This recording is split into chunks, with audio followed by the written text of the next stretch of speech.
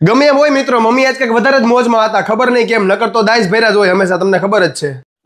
नहीं नहीं नहीं नहीं सारुण के यहाँ कुछ तो गड़बड़ है. हेलो હાલો, ક્યાં છો? ઘરે શું? શું કરસ તું? હું તો શું મમ્મી? એક કામ કરતો, શું કામ છે? નીચે જાતો, એક કામ છે. એ હા રસોડામાં જાતો, ત્યાં બાકસ છે.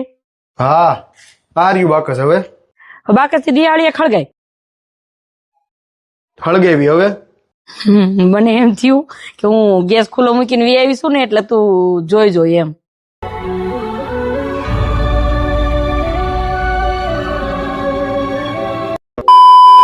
અને સૌથી પહેલા તો હવારમાં બાટલા વાળા યારે માથાકૂટ થઈ ગઈ. મને કે હિરેનભાઈ તમે ઓટીપી આપો. મેં કીધું ઓટીપી મારા નથી આવતો ભાઈ, મારા પપ્પા નામ આવે છે. મને કે તો એનામાંથી આપો. પણ મેં કીધું એમને દેતા તો આવડવું જોઈએ ને, જોતા તો આવડવું જોઈએ ને કે ક્યાં આવે છે ને ક્યાં નહીં એમ. એક મિનિટ ખમો, મારો પરિચય આપતા તો તમને ભૂલી ગયો હું. તો જય હિન્દ અને જય માતાજી મિત્રો, હું છું હિરેન મસાલિયા અને ફરી એકવાર સ્વાગત છે આપણા જિંકલ સલોનના મિની વ્લોગમાં. અને આ છે આપણા લોક લાડીલા હિતેશભાઈ, જેનું એક જ કામ છે ખાવાનું, પીવાનું, હુવાનું અને કામ કરવાનું. કેવું હારું કા, શાંતિવાળી જિંદગી હાવ.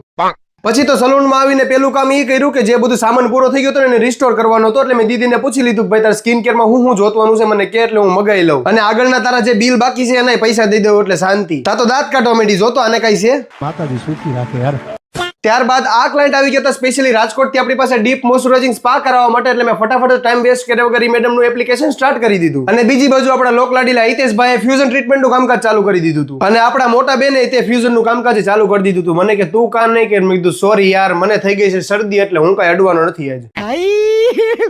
પછી તો મિત્રો બધું કામકાજ પતાવીને સહપરિવાર જમવા બેસી ગયા. અને ગમે એમ હોય મિત્રો, તમે એકલા જમવા બેહો એમાંય ફેર પડે ને તમે ફેમિલી હારે જમવા બેહો ને એમાંય ફેર પડે. તમે એકલા બેઠા હોય તો એકાદ બે રોટલી ખાવ, ફેમિલી હારે બેઠા હોય તો 5-6 રોટલી ખવાઈ જાય, બરોબર ને? बात तो सही है.